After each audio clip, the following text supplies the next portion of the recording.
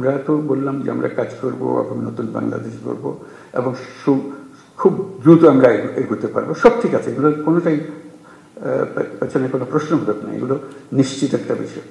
কিন্তু এর মাঝখানে আমরা একটা পরিষ্কার মাথার ভেতরে যেন রাখি, আমরা একটা যুদ্ধাবস্থার মধ্যে আছি।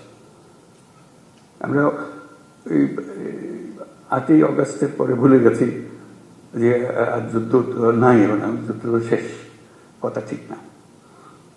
আমরা একটা কন্টিনিউয়াস যুদ্ধাবস্থার মধ্যে আছি, এটা যেন মনে থাকে যে আমরা যুদ্ধাবস্থার মধ্যে আছি। এই যুদ্ধ অবস্থার থেকে আমাকে জয় হয়ে ফিরে আসতে হবে, বের হয়ে আসতে হবে। এই যুদ্ধটা কিভাবে হয়? পরিষ্কার, লোকে সুযোগ গ্রহণ করবে, যারা পরাজিত শক্তি তারা সুযোগ গ্রহণ করবে, একটা উস্কিয়ে দেবে, একটা কিছু গোলমাল পাকিয়ে দেবে, এবং প্রথম নজর আসবে পুলিশের নজর। তার দৃষ্টিতেই তো সাংঘাতিক, তো আমাদের বিরাট শৃঙ্খলা ভঙ্গের কাজ করবে, আমাদের শান্তি নষ্ট করবে, আমাদের গোলযোগ পাকিয়ে বলবে। তার চেষ্টা হলে একটু গোলযোগ পাকিয়ে দেওয়া। সে তো সম্মুখ যুদ্ধে আসতে পারছে না, সে কথা একটা প্রচার করবে, প্রচার করে দিয়ে একটা মহাকাণ্ড তুলে দেবে যে এই ওকে মেরে ফেলেছে, ও কি হয়েছে, ও এইরকম করেছে, একটা কথা, একটা ছবি ছাপিয়ে দেবে, একটা পোস্টার লাগিয়ে দেবে ইত্যাদি।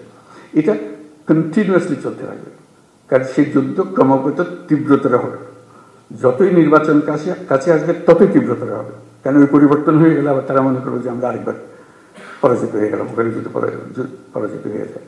কাজে সেই এটা তীব্রতর করতেই থাকবে। ওইখানেও ফ্রন্ট ফোর্স হলো পুলিশ বাহিনী, নজরে রাখা এবং সবার দিকে খেয়াল রাখা। কাউকে সন্দেহ করেছি তার মানে এই নয় যে তাকে এখনই আমাকে কারাগারে নিয়ে, তা না, সেও দেশের নাগরিক। কাজে দেশের নাগরিক হিসাবে তার অধিকার আছে, যদি নাগরিক হিসাবে থাকে।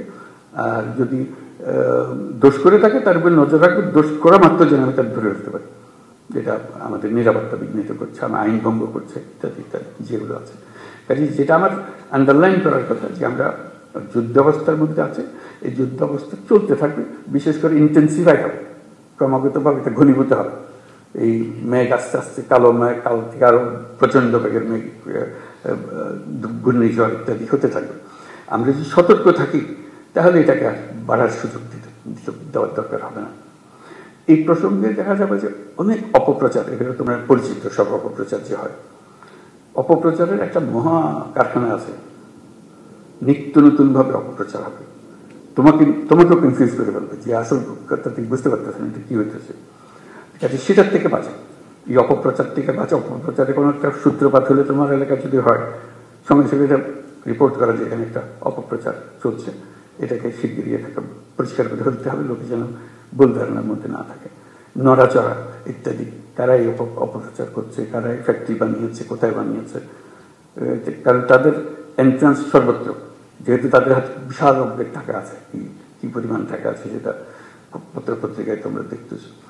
ওইটার থেকে ওই যুদ্ধটা আমাদের জয়, আমরা এই যুদ্ধকে উঠতে দেবো না এটা। আর আমাদের জগৎকে আমরা যে নতুন বাংলাদেশ গড়তে চাই, সে নতুন বাংলাদেশ দিকে আমরা অগ্রসর হব।